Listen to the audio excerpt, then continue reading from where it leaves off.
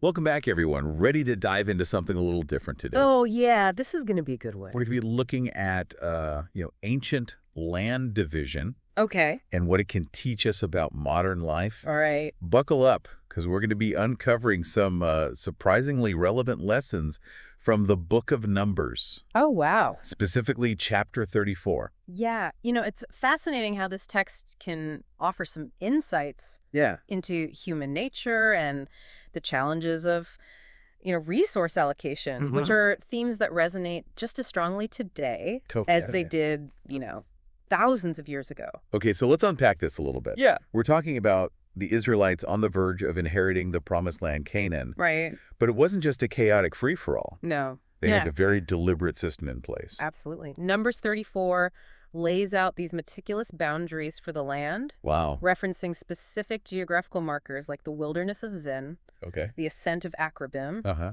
and the river of Egypt. Wow, so they were very specific. Yeah, it wasn't just a vague over there kind of thing. Right. The precision is remarkable. So why all this meticulous detail? Were they just obsessed with cartography back then? I think it points to a deeper principle. Okay. Imagine the potential for conflict and disputes if they didn't have clear boundaries. Yeah. So this detailed division aimed to establish order and minimize disagreements. Minimize disagreements over what? Over who owned what. I see. So it's like a cosmic property line preventing those awkward neighborly disputes. Exactly. And it goes beyond just drawing lines on a map. Okay. The land was to be divided among the 12 tribes of Israel, Right. ensuring that each tribe received a portion. Okay. It speaks to a deliberate effort to ensure fairness in the distribution of resources. Interesting. So it sounds like they were concerned with equity even back then. Mm-hmm. Now, were there any systems in place to ensure that a tribe didn't end up with like a less desirable portion of the land? That's a great question. Yep. The text highlights the appointment of leaders from each tribe, guided by Eleazar the priest and Joshua, to oversee this process. Okay. So this suggests a structure aimed at ensuring fairness and accountability. So it wasn't just about the land itself. There was Right. a whole leadership framework in place to manage the process Yes, and address any potential issues. precisely. And that structure itself offers a valuable lesson. Okay. Even in ancient times, they understood the need for clear systems and designated leadership, Yeah. especially when dealing with something as essential as land allocation. Right. Like their survival depended on it. Exactly. Yeah. Okay. Awesome. Yeah.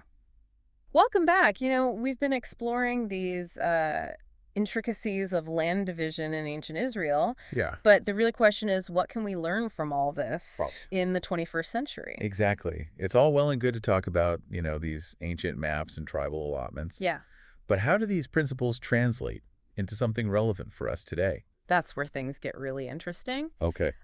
Let's start with those meticulously defined boundaries. Okay. Just as the Israelites had those physical demarcations, Right.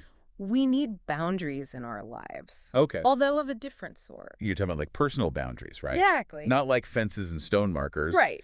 But like the limits we set Yes. in our relationships and work, Yeah. even with ourselves. Precisely, just as those geographical boundaries minimized conflict over land, personal boundaries can help us navigate the complexities of modern life. For sure. They prevent resentment, burnout, Yeah. and those all too familiar feelings of being overwhelmed. So drawing on the example of those ancient tribal leaders, Yeah. how do we actually like translate that into setting effective boundaries in our own lives? Well, it starts with recognizing our own needs and limits. Okay. Like, what are we willing to tolerate? Yeah. What drains our energy? Once we're clear on that, then we can communicate those boundaries clearly and assertively. It sounds like it requires a certain level of self-awareness Yes. and the courage to like say no when needed. Oh, absolutely. It's easy to get caught up in people-pleasing, Yeah. feeling obligated to say yes to every request. And that's where the parallel with those ancient leaders becomes even more relevant. Okay. They had a responsibility to advocate for their tribes. Right. And ensure a fair division of the land. Uh-huh. Similarly, we have a responsibility to advocate for ourselves and Ah. protect our own well-being. And what about that principle of fairness in distribution? Yes. We talked about the Israelites ensuring that each tribe received a portion of land. Right. How does that translate into modern life? Yeah. We're not exactly divvying up territory these days. True, but the concept of equitable distribution Yeah. remains incredibly relevant. Okay. Think about the discussions we have today about income inequality, Right. access to health care, Yeah. educational opportunities. These are all modern-day examples of the same core principle at play. So just as the Israelites sought to ensure that each tribe had a fair share of resources, Yes.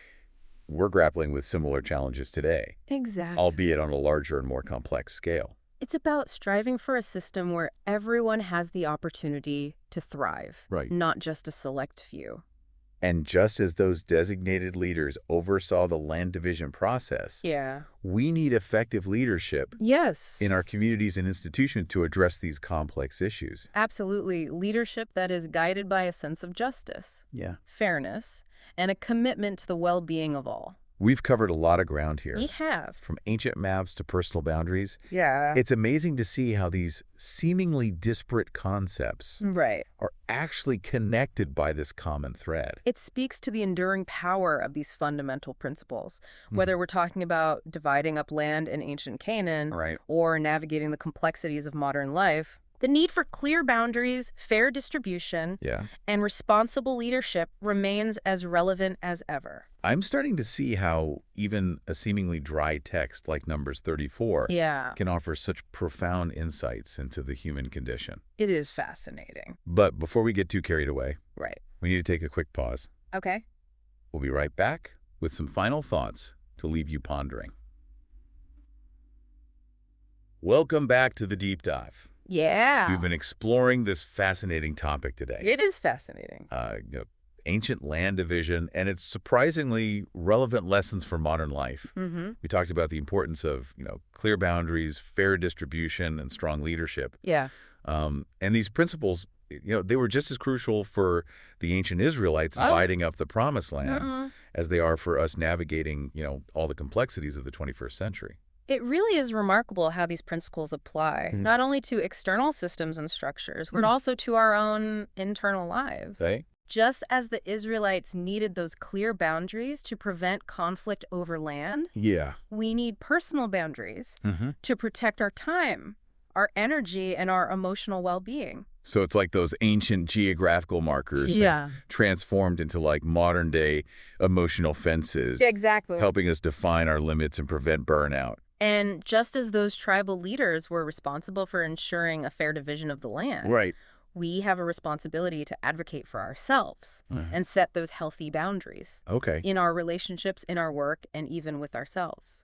But what about that principle of fair distribution? Yeah. We've talked about how the Israelites ensured that each tribe Right. received a portion of the land. Uh-huh. How does that translate into a world where we're not literally like dividing up territory? It's where things get really, really interesting. Okay. The principle of equitable distribution transcends physical land. Okay. It's about ensuring that everyone has a fair shot at the resources and opportunities that they need to thrive. Okay. Think about the conversations we're having today about income inequality, Right. access to health care and educational opportunities. Yes. These are all modern manifestations of that same core principle. So it's not just about dividing up pieces of land. Right. It's about creating a society Exactly. where everyone has a chance to flourish, regardless of their background or circumstances. It's about creating those systems and structures that promote fairness and opportunity for all. And just as those designated leaders were essential for overseeing the land division process, Yes. in ancient Israel, we need effective leadership Absolutely. in our communities and institutions to tackle these complex challenges. Leadership that is